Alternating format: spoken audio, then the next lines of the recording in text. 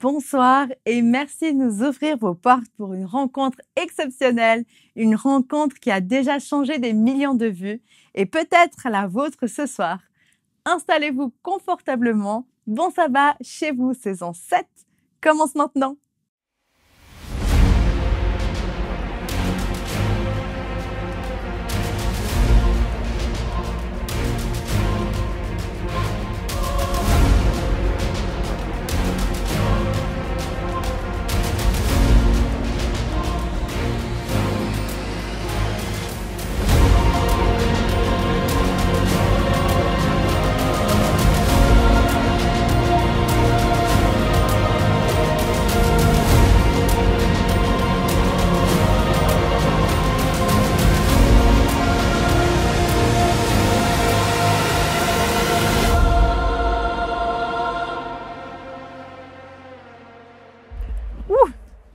Je m'excuse, je suis en retard. J'étais loin et j'ai pris une route inhabituelle, je me suis perdue en chemin. Je maîtrise plus le temps, j'avais peur de pas arriver à temps. Mais ouf, ça y est, je suis là avec vous et je me pose. Là, j'ai vraiment besoin du sabbat, d'un temps de pause et de rencontre avec Jésus pour retrouver mes esprits. Et rien de mieux que la louange pour cela. Alors commençons tout de suite à chanter et on se retrouve juste après.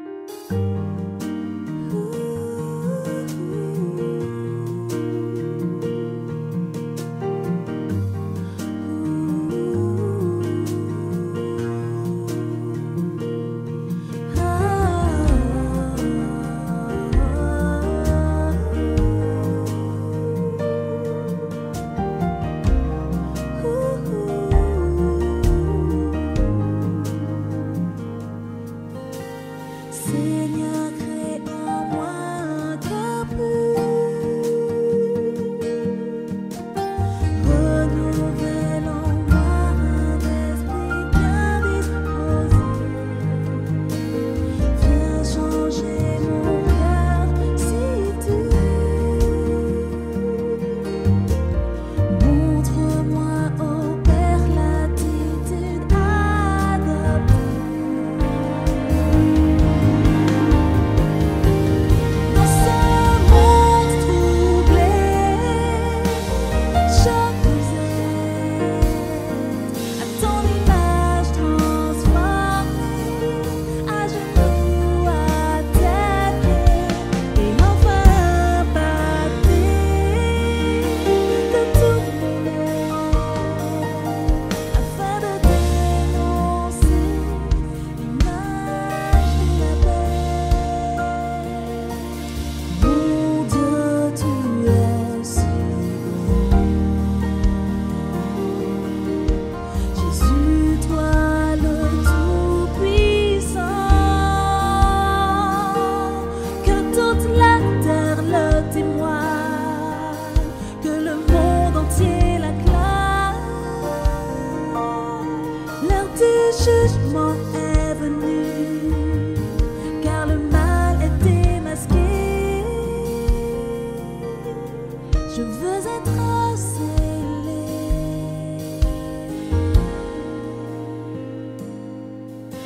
de ton sceau.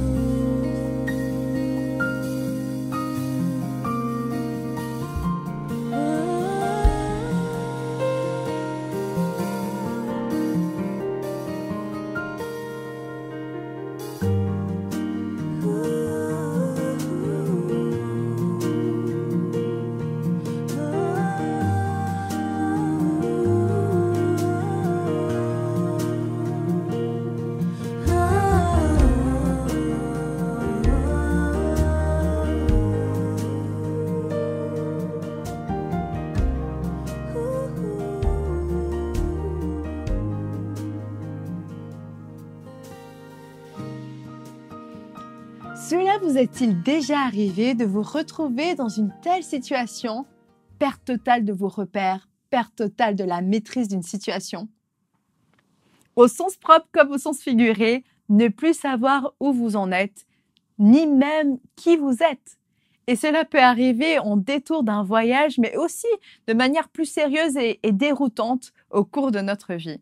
Et ces périodes de troubles peuvent arriver à n'importe qui, n'importe quand et n'importe où. Dans le passage biblique que nous allons étudier aujourd'hui, c'est sur une plage, endroit pourtant plutôt propice aux loisirs et au bien-être, qu'un homme totalement perdu va rencontrer Jésus qui se dénomme lui-même le chemin, la vérité et la vie. Le problème est la solution au même endroit, au même moment. Avec Jésus, il n'y a pas de hasard. Transportons-nous sur cette plage et assistons à cet échange aussi irréaliste qu'impressionnant, guidé par les commentaires du pasteur Jérémy O'Haro, également directeur du Hope Radio Suisse.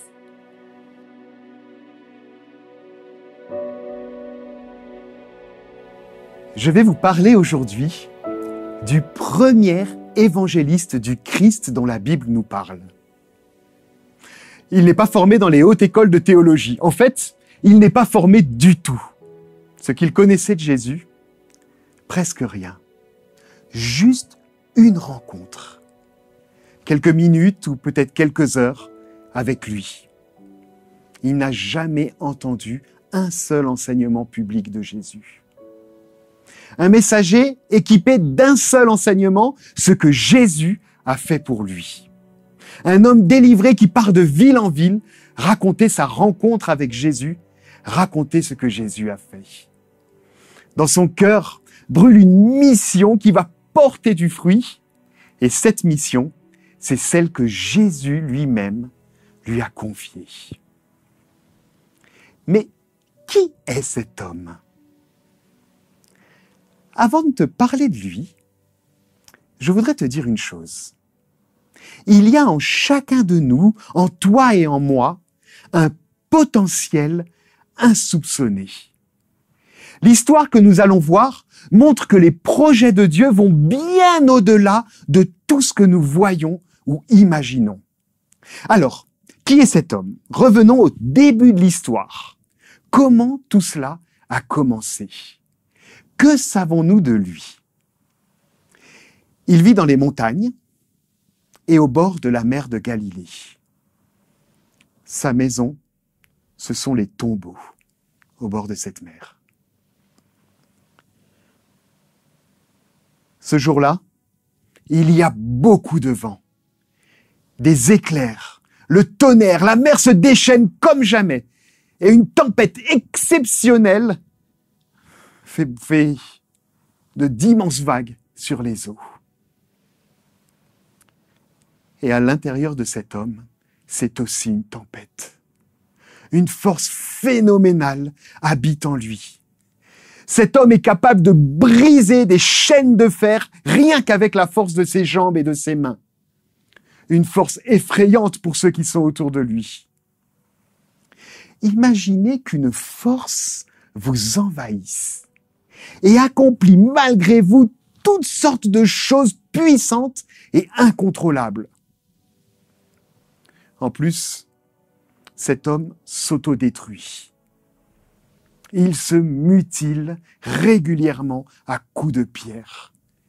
Il ne supporte aucun vêtement et se retrouve nu devant tous. Tout le monde le fuit par peur, par dégoût. Il n'a plus aucune relation. Il vit dans une immense solitude, confronté au rejet et à la peur de tous ceux qui l'approchent. Ces éléments autour de lui, la mer qui se déchaîne, la tempête, c'est ce qui se passe en lui. Cette tempête, elle vit à l'intérieur de lui.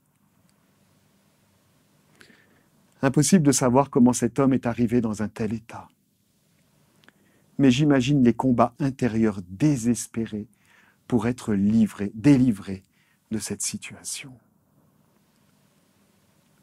Ose-t-il encore espérer que le calme puisse revenir en lui ?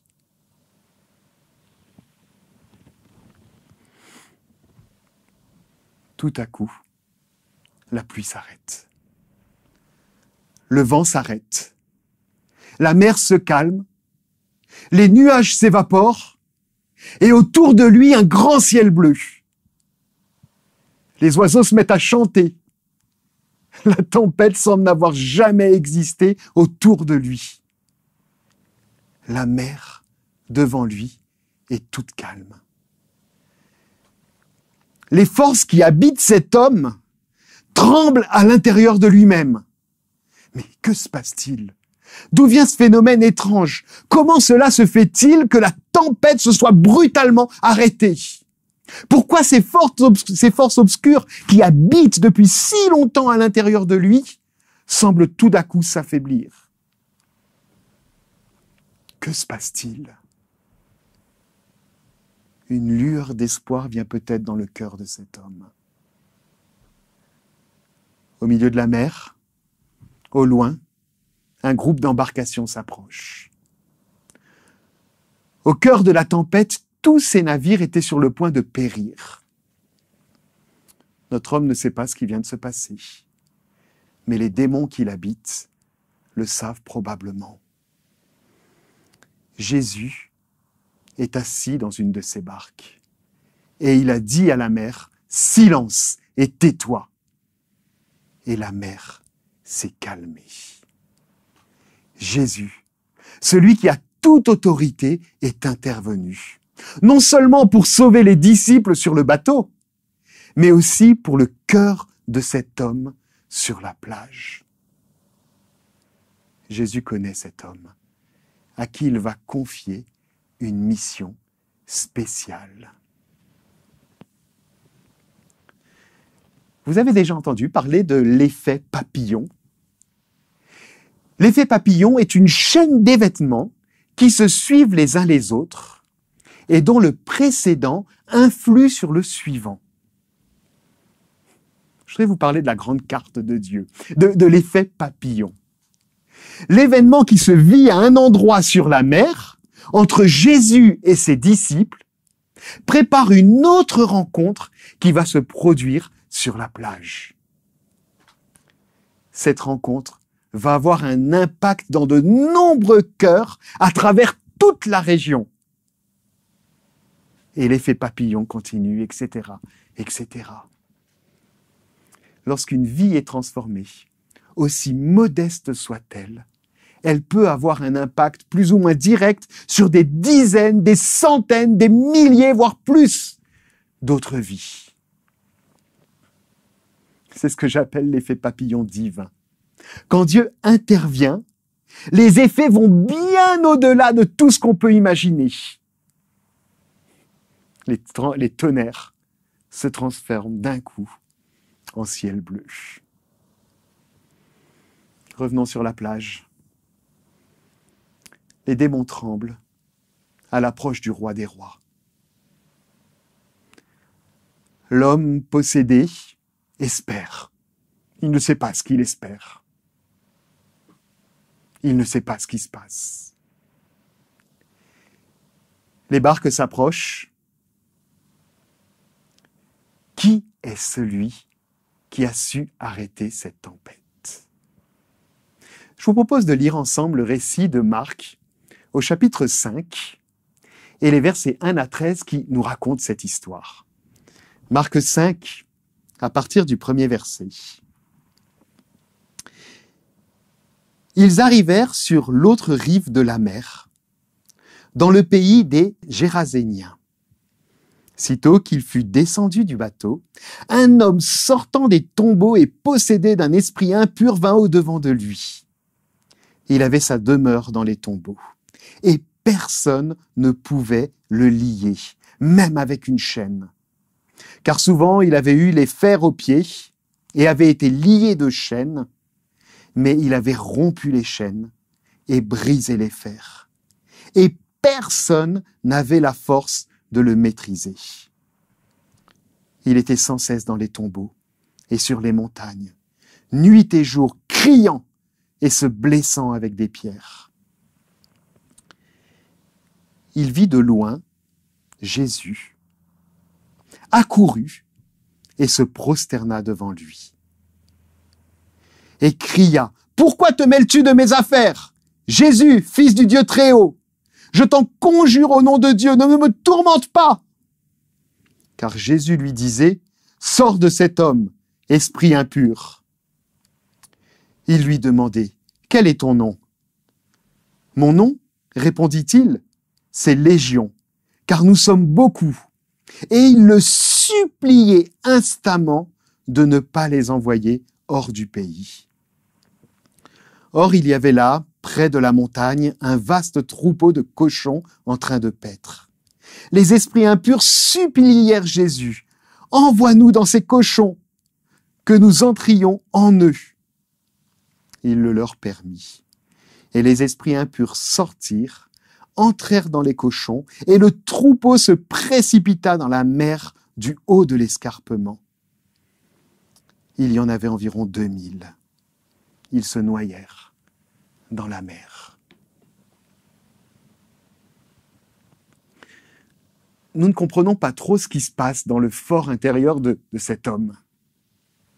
Qui est venu se prosterner devant Jésus? Les démons ou cet homme?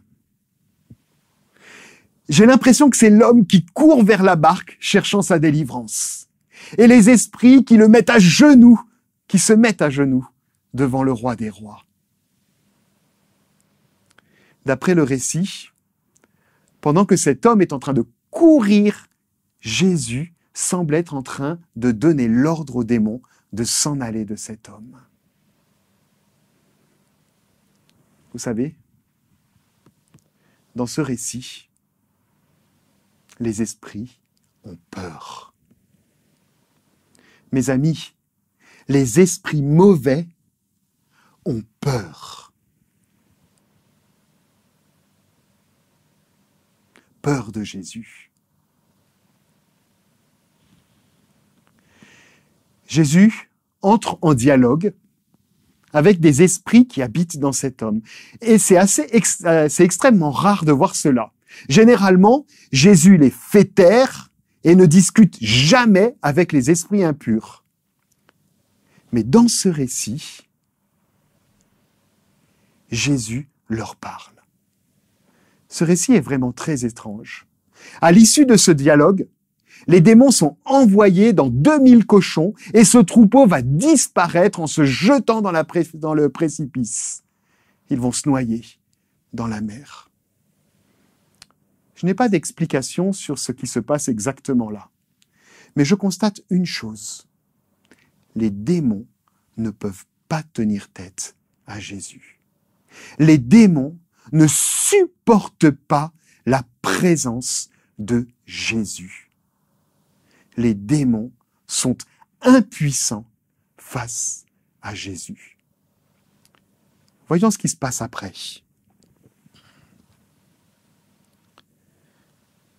Ceux qui les faisaient paître s'enfuirent et répandirent la nouvelle dans la ville et dans les hameaux. Et les gens vinrent voir ce qui s'était passé. Ils arrivent auprès de Jésus et voient le démoniaque assis, vêtu et avec toute sa raison. Lui qui avait eu légion. Et ils eurent peur. Ceux qui avaient vu ce qui s'était passé leur racontèrent ce qui était arrivé au démoniaque et l'histoire des cochons. Alors ils se mirent à supplier Jésus de s'en aller de leur territoire. Non seulement les démons étaient dans la peur, mais maintenant ce sont les habitants de ce territoire païen qui sont dans la peur. Et ils supplient Jésus de partir. Ils ne voient pas la merveille qui vient de s'accomplir sous leurs yeux. Un homme qui les effrayait est maintenant délivré de son mal. Ils ne voient pas tout cela. La présence de Jésus fait peur dans ce milieu païen, conduit par toutes sortes de forces obscures. Jésus est infiniment plus fort que ce monde obscur. Et ces païens le rejettent, le supplient de partir. Ils ne peuvent pas supporter la présence du Christ, du libérateur. Ils ne voient que la perte économique à cause des milliers de cochons perdus, ces animaux d'ailleurs considérés comme impurs dans la culture biblique. Jésus sait qu'il doit partir de là. Il ne peut pas accomplir sa mission ici. Mais par contre, quelqu'un d'autre va pouvoir faire ce travail. Regardons la suite du texte, dans Marc 5, toujours, verset 18. Comme il montait dans le bateau, celui qui avait été démoniaque le suppliait de le garder avec lui. Il ne le lui permit pas, mais il lui dit, « Va-t'en chez toi, au milieu des tiens, et raconte-leur tout ce que le Seigneur a fait pour toi et comment il a eu compassion de toi. » Il s'en alla et se mit à proclamer dans la Décapole tout ce que Jésus avait fait pour lui. Et tous étaient étonnés. Ce qui se passe là est assez surprenant. Quel potentiel sommeillait au fond de cet homme? Il y avait toutes les forces obscures qui l'habitaient. Mais quelle autre force était là, au fond de son cœur? Cet homme a vécu quelque chose d'extraordinaire. Il est guéri, il est sauvé, il est délivré. Mais Jésus a guéri une foule d'autres personnes. Mais mes amis, cet homme-là est spécial. Et il reçoit de Jésus lui-même une mission spéciale. C'est lui qui va accomplir la mission que Jésus ne peut pas réaliser dans ce territoire païen. Les païens repoussaient Jésus, le suppliaient de partir. Mais cet homme-là va pouvoir témoigner. Dans le cœur de cet homme va naître une vocation. Parler de ce qu'il a vécu. Combien de vies vont être transformées grâce à son témoignage? Imaginez aujourd'hui un homme digne des hôpitaux psychiatriques, les plus sécurisés, très gravement atteint, une menace pour tous ceux qui l'entourent. Imaginez que cet homme devienne l'évangéliste de toute une région. C'est le premier évangéliste dont nous parle la Bible. Que pouvons-nous retirer de cette histoire ? Nous pouvons retirer de nombreux enseignements. Et je voudrais partager avec vous 3 enseignements pratiques. Alors, premièrement, si tu sens au fond de toi ou autour de toi des forces mauvaises, sache que ces forces ont peur de Jésus. Sache que ces forces ne peuvent pas tenir tête à Jésus. Si tu t'approches de tout ton cœur de Jésus, ces forces obscures ne peuvent pas résister. Oublie tes peurs, toutes tes peurs, et approche-toi de Jésus. Laisse-le te libérer. Comment s'approcher de Jésus? Par la prière, par la lecture de sa parole, par la louange. Et le mieux, c'est de vivre tout cela avec d'autres chrétiens authentiques. Cet homme a été délivré lorsqu'il s'est prosterné devant Jésus. Viens devant ton Dieu, adore-le de tout ton cœur. Et toutes les forces obscures fuiront loin de toi. L'esprit du mal a peur de Jésus. Un deuxième enseignement, cette invitation ne s'adresse pas uniquement à ceux qui sont complètement possédés par des esprits mauvais.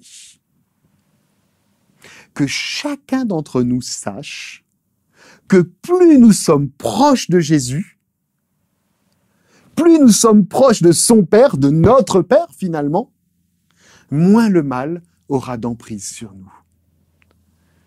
Venons chaque jour auprès de Jésus pour recevoir quotidiennement le salut et la sécurité qu'il nous promet. Son esprit en nous nous remplira de paix et de joie pour accomplir la mission qu'il nous confie. Et le troisième enseignement que je vous partage concerne justement la mission. Dieu nous confie à tous une mission. Cette mission, était appelé, du moins cet homme, pardon, était appelé à témoigner. Et c'était cela la mission que Jésus lui avait confiée. Et sa mission spécifique était qu'il témoigne dans toute une région, du moins le fruit en tout cas. Dieu ne nous demande pas à tous d'aller témoigner auprès de toute une région de ce qu'il a fait pour nous. Mais il confie à chacun d'entre nous une mission spécifique. Laquelle ? Eh bien, celle qu'il met dans mon cœur, celle qu'il met dans ton cœur. Nous avons chacun notre propre mission à accomplir. Qu'est-ce qui te semble important et essentiel à vivre et à partager ? Comment est-ce que Dieu t'a équipé pour que tu participes à ta façon à la mission ? Chacun d'entre nous a des dons particuliers, des aptitudes particulières à exercer au sein de l'Église ou même en dehors de l'Église. Qu'est-ce que Dieu te met sur le cœur ? Qu'est-ce qui brûle dans ton cœur ? Qu'est-ce qui te semble important ? Dans quel domaine te sens-tu appelé du plus profond de ton cœur ? Quelques-uns ont des missions spectaculaires qu'on voit de loin, mais beaucoup d'autres ont des missions tout aussi importantes, bien que discrètes, qui peuvent avoir un énorme impact. L'effet papillon divin. Ce que j'accomplis pour une personne de mon entourage peut avoir un impact sur des dizaines d'autres personnes. Une parole douce peut être répétée ensuite par celui qui la reçoit. Un geste bienveillant peut entraîner d'autres gestes bienveillants. Ma contribution pour qu'une tempête s'arrête dans une vie, dans la vie de quelqu'un, peut avoir un impact sur la vie de beaucoup d'autres personnes. Nous sommes tous des missionnaires, accomplissant ce que Dieu nous met sur le cœur. L'homme que Jésus a rencontré sur cette plage a accompli en toute simplicité ce qui lui semblait évident, parler de ce que Dieu a fait pour lui. C'est ce qu'il avait sur le cœur. C'est la mission que Christ lui avait confiée. Et il en parle avant toute simplicité. Et toute une région est touchée. Mes amis, il ne fait rien d'extraordinaire. Mais l'impact est extraordinaire. Et regardez, on en parle encore 2000 ans après. Soyons des missionnaires, chacun à notre façon.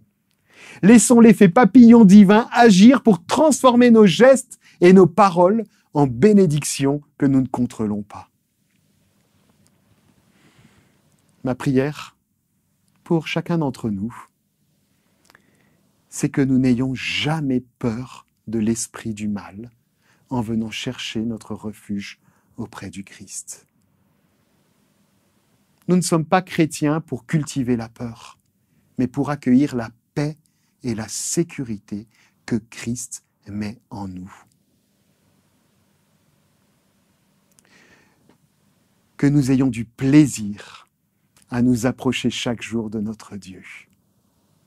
C'est tout près de lui que nous avons la victoire sur le mal et que nous avons la vie en abondance. Et enfin, que nous puissions accomplir fidèlement la mission que Dieu met sur notre cœur. Amen.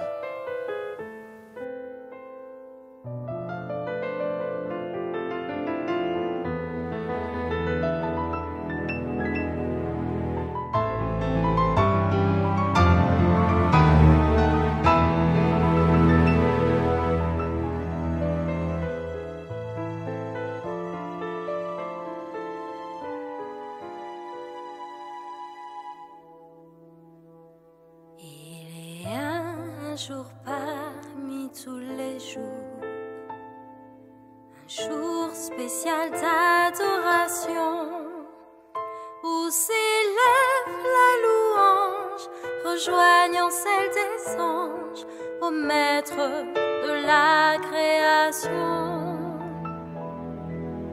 Ce jour mis à part, sanctifié, l'ordre de sa majesté, de qui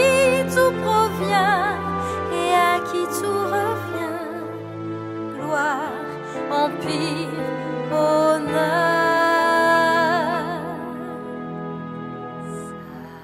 Samba béni, Samba chéri, divine empreinte du Père, créateur de l'univers. Samba béni, Samba chéri, marqueur de temps, unissant Dieu et ses enfants.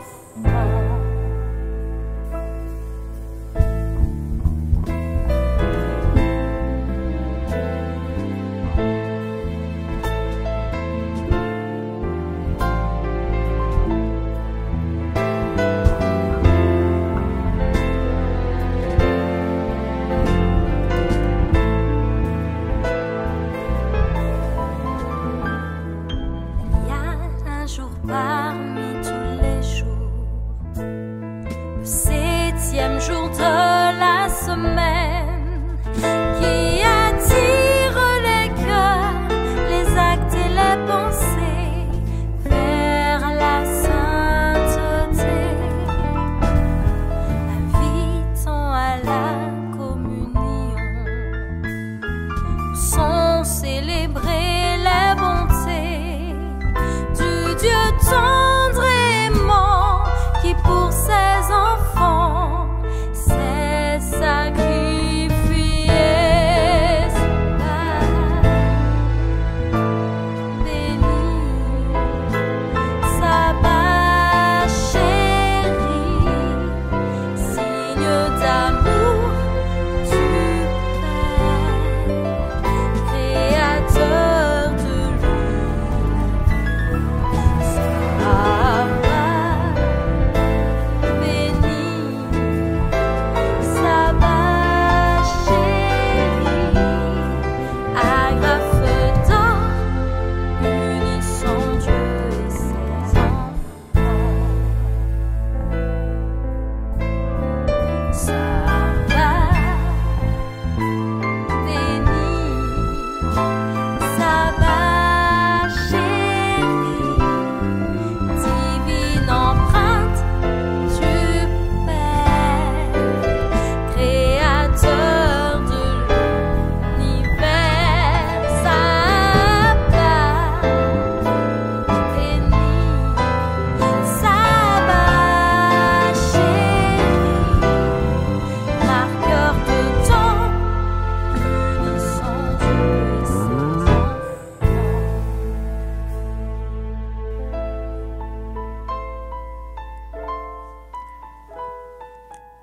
Tendre Père, éternel Dieu Tout-Puissant, merci pour ce témoignage que nous avons dans ta parole, pour ce que tu as accompli d'extraordinaire dans la vie de cet homme. Merci parce que tu es un Dieu libérateur, parce que tu es un Dieu sauveur, et je veux te louer pour cela, Seigneur. Merci pour ton amour pour nous, parce que tu viens nous chercher là où nous sommes, pour nous délivrer, pour nous sauver, pour nous fortifier. Merci pour cette assurance que nous avons, que nous ne craignons rien auprès de toi. Merci pour toutes ces peurs qui peuvent être là et que tu enlèves par ta présence. Seigneur, merci pour cette promesse que nous avons de victoire en ta présence. Et Seigneur, je voudrais te remercier aussi pour cette mission que tu confies à chacun d'entre nous, chacun notre mission, que nous puissions l'accomplir fidèlement, avec joie, poussés par toi, conduits par toi, et que ce que nous faisons, ce que nous réalisons, puisse avoir de beaux effets dans la vie de ceux qui nous entourent. À toi soit la louange et la gloire pour tout cela, Seigneur. Au nom de Jésus. Amen. Vous venez d'entendre l'histoire d'un homme qui est passé d'une prison intérieure à la liberté. Et si vous traversez vous-même une période de turbulence, quelle que soit son intensité, profiter de ce jour de sabbat pour aller à la rencontre de Jésus et recevoir la vraie liberté, la vraie vie. Et si vous avez besoin d'un petit coup de pouce, alors laissez votre message en commentaire de cette vidéo et notre équipe priera pour vous durant toute cette semaine qui s'annonce. Selon ce que la Bible nous enseigne, que la vérité, Jésus, vous libère. Et c'est notre prière ce soir. Et bon sabbat chez vous.